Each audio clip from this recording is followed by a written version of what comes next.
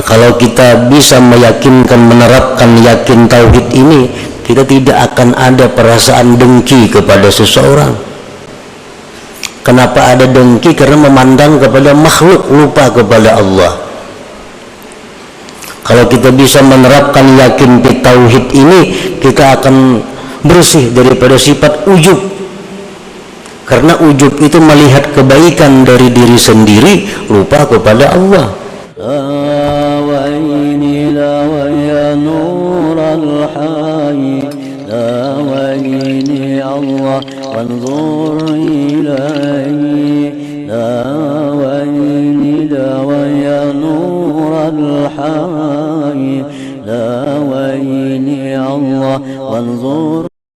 Bismillahirrahmanirrahim.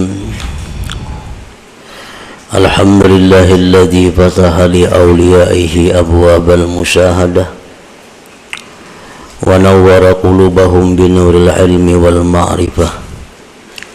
Asyhadu an la ilaha illallah wahdahu la syarika lah wa asyhadu anna sayyidana Muhammadan abduhu wa rasuluhu rahmah.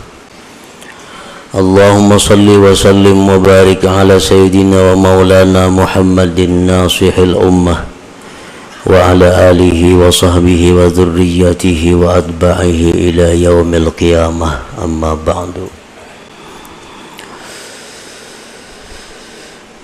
Yang kita hormati dan kita cintai para habaib dan para alim ulama,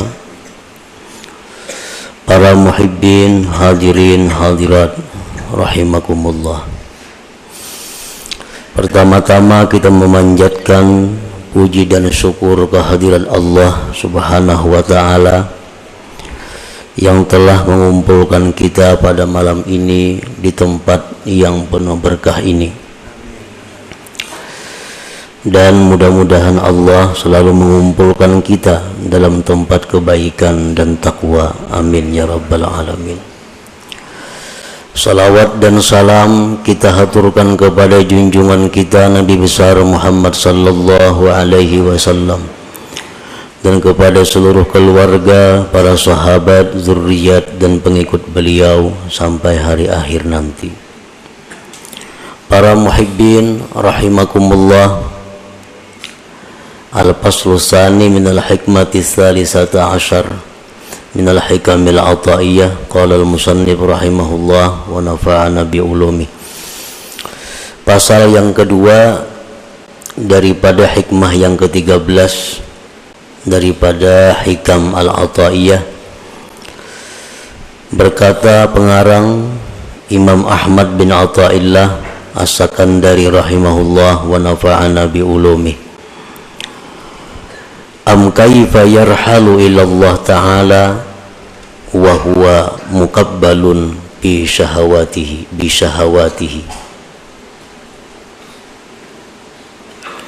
Am kaifa yarhalu ilallah wa huwa muqabbalun bi syahawatihi, yang artinya, atau bagaimanakah hati seseorang itu bisa berangkat kepada Allah Ta'ala, sedangkan hati itu diikat, dililit dengan syahwat-syahwatnya. Bagaimanakah hati itu bisa berangkat kepada Allah, sedangkan dia diikat, dipasung dengan syahwat-syahwatnya. Maksudnya adalah la yataraqqa qalbun min alami syakki ila alamil yakin wa huwa mutaqayyadun bis syahawat. Tidaklah mungkin, tidaklah naik hati seseorang dari alam keraguan-raguan kepada alam yakin, sedangkan hati itu terkait pada keinginan-keinginan nafsunya. Nah, para muhibbin rahimakumullah, sebagian manusia ada yang hatinya itu masih berada di alam syak, alam keragu-raguan. Dan hati yang berada di alam ragu-ragu itu tidak akan bisa naik kepada alam yakin kalau hati tersebut masih terikat, terkait dengan keinginan-keinginan nafsunya. Para muhibbin rahimakumullah, kita meyakini dengan seyakin-yakinnya dalam pengakuan kita bahwa kita ini akan mati. Itu pengakuan kita. Tetapi pada kenyataannya tingkah laku kita, akhlak perbuatan kita, seolah-olah kita ini ragu-ragu dengan kematian itu. Kita mengaku bahwa kita yakin bahwa di kubur itu ada azab, ada nikmat, dan kita yakin dalam pengakuan kita bahwa kita satu saat akan masuk ke alam kubur itu. Tetapi pada kenyataannya dalam tingkah laku kita sehari-hari, seolah-olah kita tidak percaya kita akan masuk ke alam kubur itu. Hal ini dapat kita lihat dengan kesibukan-kesibukan kita yang sifatnya dunia, dengan pikiran-pikiran kita yang selalu terfokus untuk dunia. Itu satu bukti bahwa kita ini belum yakin akan kematian kita. Walaupun andai kata kita ditanya, kita pasti menjawab mati itu yakin. Tetapi tingkah laku kita bertentangan dengan pengakuan itu. Banyak di antara kita yang mengejar dunia tidak cukup waktu. Banyak di antara kita yang memikirkan dunia tidak cukup kepala. Arti kada cukup kepala itu napa? Seorang kada sanggup mencari pembantu-pembantu, asisten-asisten, menunjukkan kepala seorang kada cukup lagi memikirkan itu. Sabigi kepala kada cukup, maulah seekong asisten, kada cukup lagi ulah seekong pembantu lagi. Nah, yang dipikirkan apa? Semuaan adalah urusan-urusan keduniaan. Nah, padahal ini mengaku dia yakin akan mati, yakin, tetapi tingkah lakunya tersebut menunjukkan bahwa dia itu ragu-ragu. Nah, ini yang dimaksud dengan bahwa tidak bisa naik hati daripada alam ragu-ragu kepada alam yakin kalau hati itu masih terikat dengan keinginan-keinginan nafsunya, dengan keinginan-keinginan syahwatnya.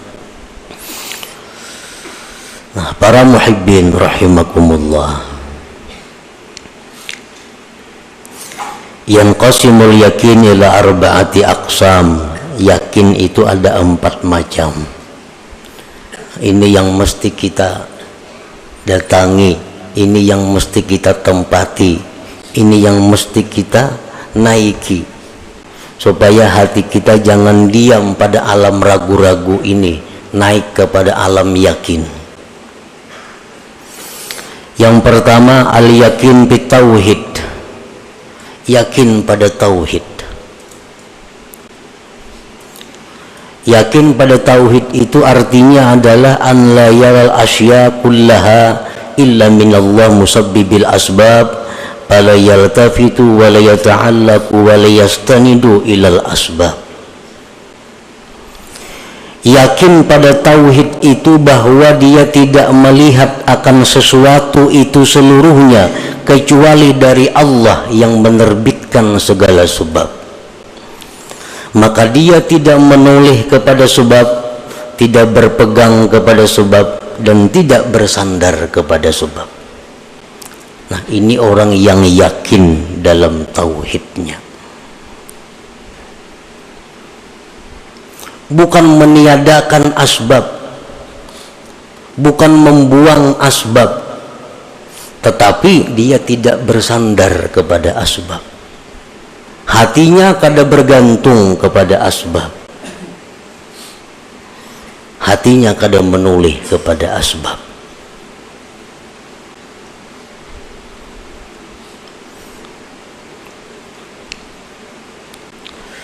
Para muhibbin rahimakumullah, Anas bin Malik, salah seorang khadam Rasulullah sallallahu alaihi wasallam. Anas ini berkata, 10 tahun aku berkhadam kepada Rasulullah, jadi pembantu beliau. Beliau tidak pernah menyalahkan aku. Kenapa engkau tidak begini? Kalau engkau begini, niscaya tidak begini. Nah, bahasa kitanya, 10 tahun aku berkhadam kepada Rasulullah sallallahu alaihi wasallam. Rasulullah tuh kada pernah meniwas lawan aku terhadap apa yang aku kerjakan. Ini menunjukkan bahwa Rasulullah sallallahu alaihi wasallam itu tidak menoleh kepada asbab. Ini Anas adalah asbab. Asbab yang bisa mendatangkan kesenangan kalau pas lawan yang kita maksud, asbab yang bisa mendatangkan kekecewaan kalau kada pas dengan yang kita maksud. Kan pembantu ini adalah sebab bisa mendatangkan kepada kita kesenangan kalau gawiannya pas cocok lawan kehendak kita, dan pembantu ini bisa merupakan sebab mendatangkan kekecewaan kalau pekerjaannya kada sesuai dengan kita. Nah, Rasulullah sallallahu alaihi wasallam, beliau tidak pernah mengatakan kata-kata yang sifatnya taubih, mencela atau meniwas kepada pembantu ini apapun yang telah ia kerjakan. Ini satu bukti bahwa beliau tidak memandang kepada Anas ini, pembantu ini, sebab ini. Yang beliau pandang adalah bahwa segala sesuatu itu terbit daripada Allah subhanahu wa ta'ala, musabbibil asbab. Nah, para muhibbin rahimakumullah, ini salah satu contoh.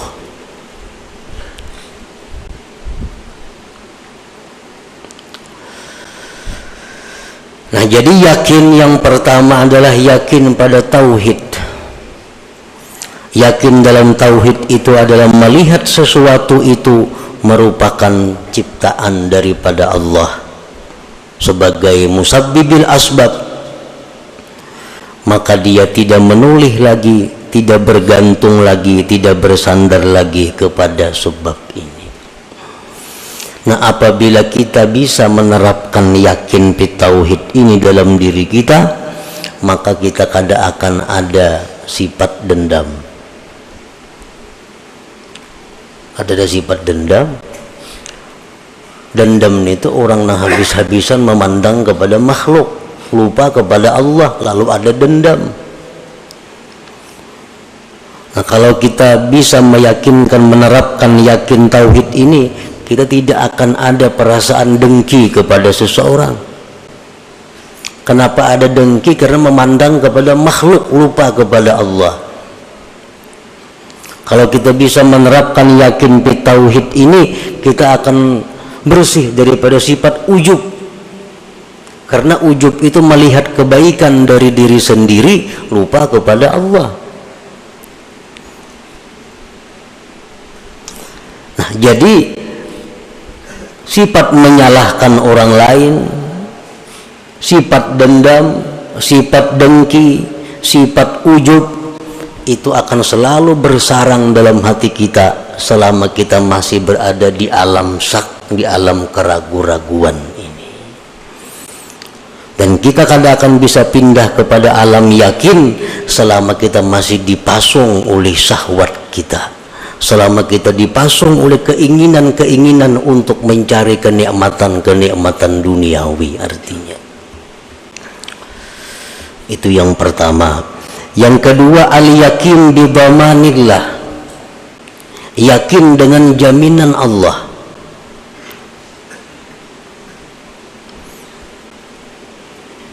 Fala yahtammu birrizqi, maka dia tidak risau dengan rezekinya. Lianna ma qaddara lahu yasilu ilaihi wa idza ma la fala fayujmilu fi talabihi, karena dia yakin bahwa yang ditakdirkan baginya itu pasti sampai kepadanya, dan yang tidak ditakdirkan tidak akan sampai kepadanya, maka dia baik elok pada mencari rezeki itu.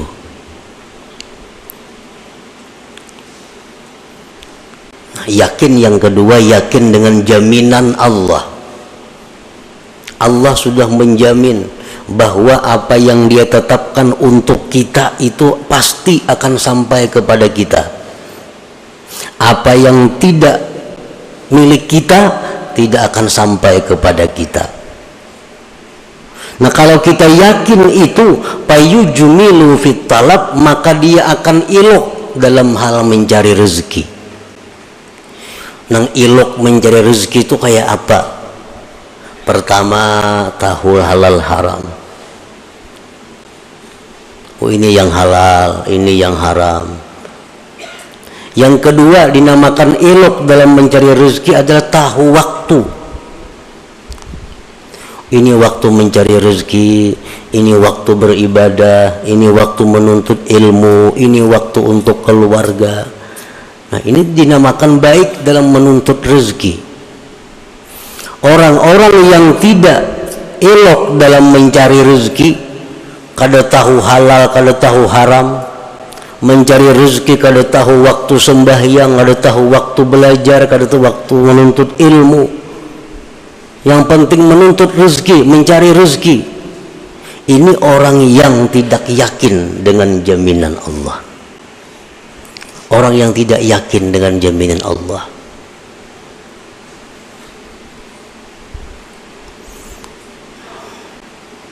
Kalau orang yakin dengan jaminan Allah, dia pasti elok mencari rezeki. Pasti bagus mencari rezeki itu, artinya beradab.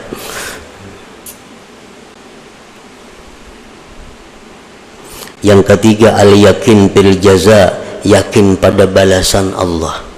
Bi anna ma ya'malu mithqala dzarratin min khairin aw syarrin fasayarah fayajtahidu fit ta'ah. Yakin pada balasan. Dengan bahwa yang ia kerjakan seberat biji sesawi dari kebaikan atau kejahatan, maka dia akan lihat balasannya. Maka dia bersungguh-sungguh dalam taat.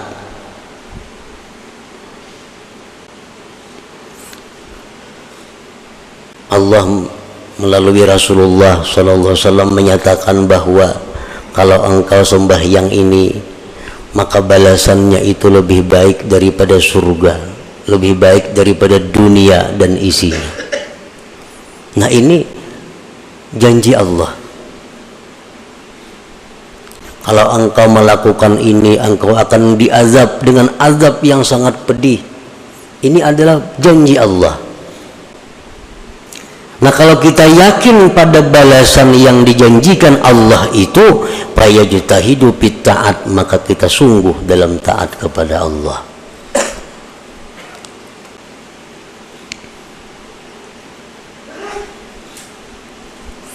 Kenapa kita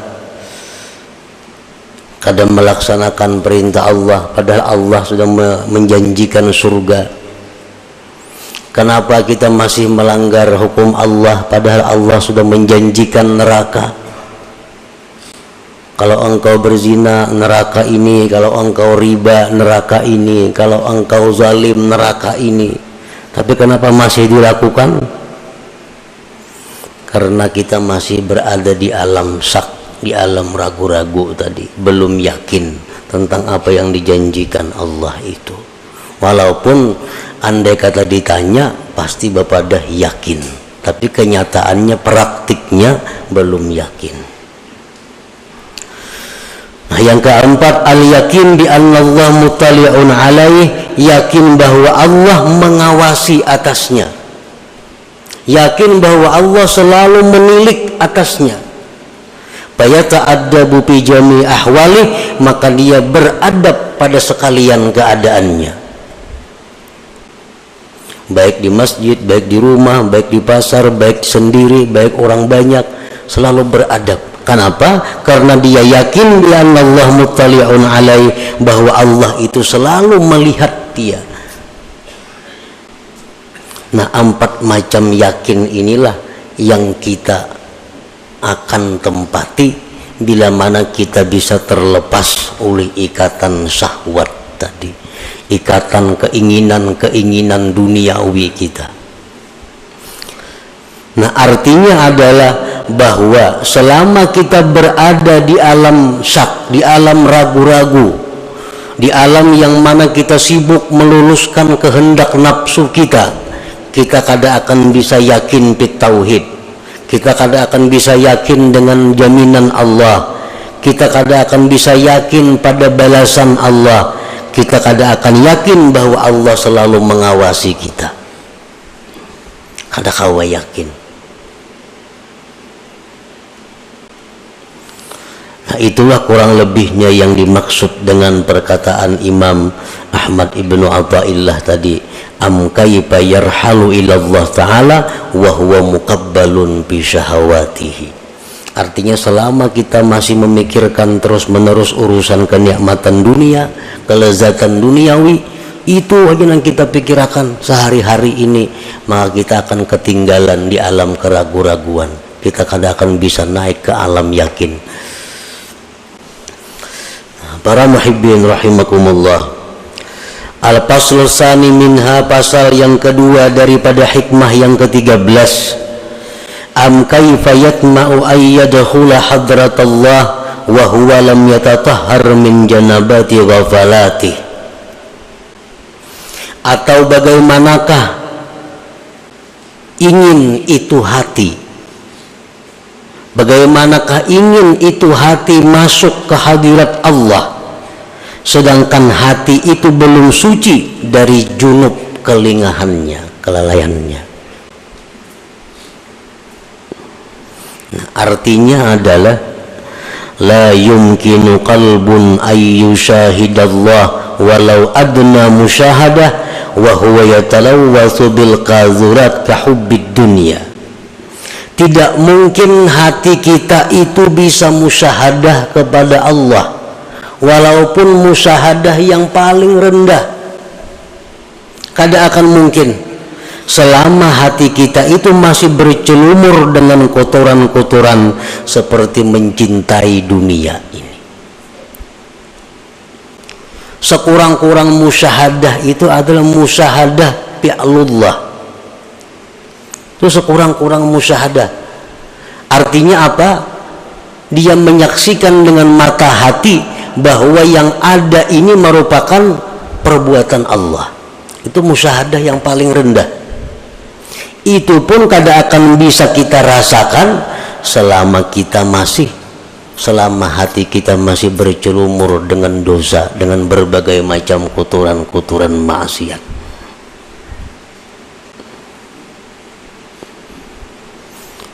Yang dicari itu melihat sesuatu, ingat lawan Allah. Melihat nangka ini balangnya, ingat lawan Allah. Melihat nangka ini potongannya, ingat lawan Allah. Kan itu dicari. Kada akan bisa kita seperti itu kalau kita masih bercelumur dengan maksiat.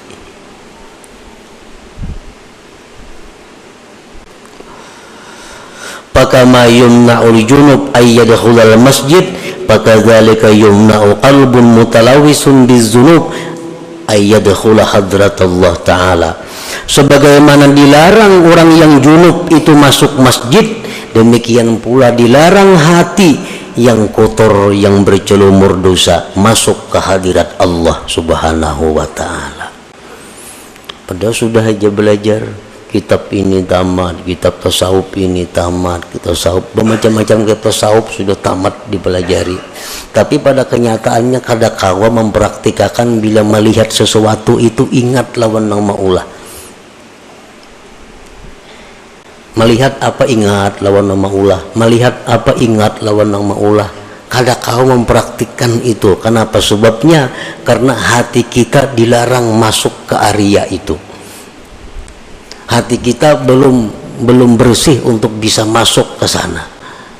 Sebagaimana orang haid, orang junub kada boleh masuk masjid, maka hati-hati yang kotor pun kada akan bisa masuk ke hadirat Allah Subhanahu wa taala. Nah, hati yang berada di hadirat Allah itulah hati yang selalu ingat kepada Allah.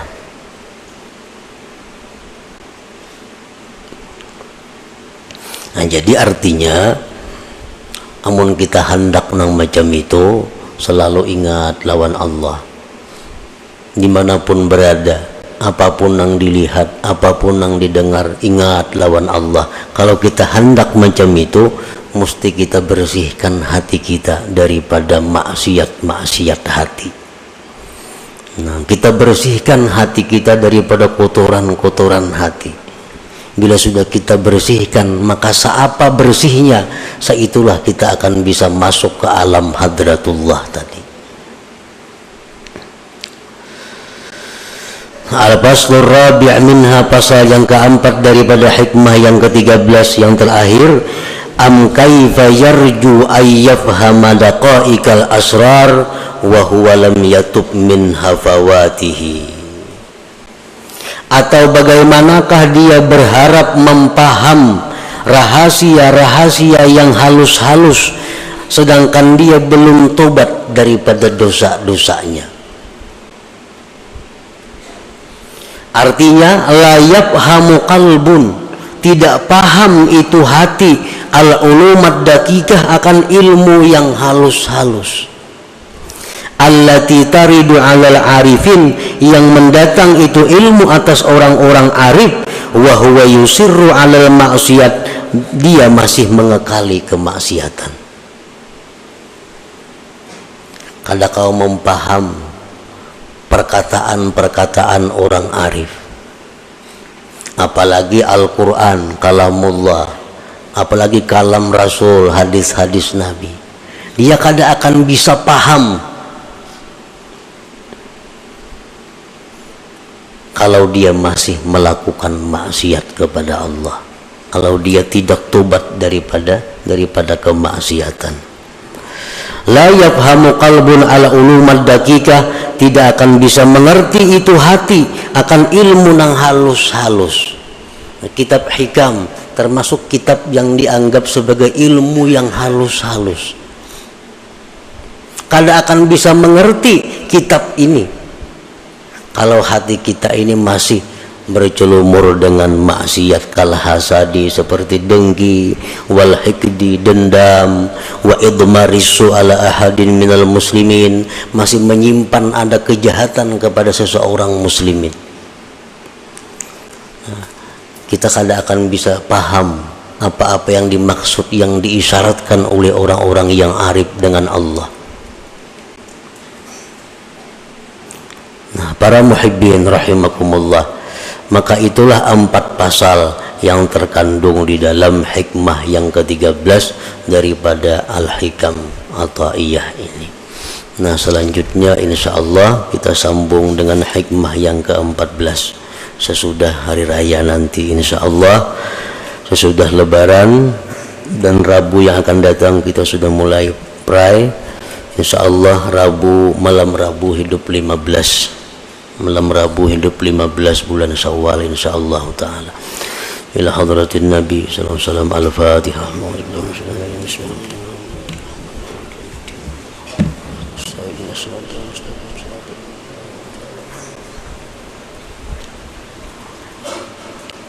Ya Allah biha, ya Allah biha, ya Allah biha husnul khatimah, ya Allah biha, ya Allah biha, ya Allah biha husnul khatimah, ya Allah biha, ya Allah biha, ya Allah biha husnul khatimah.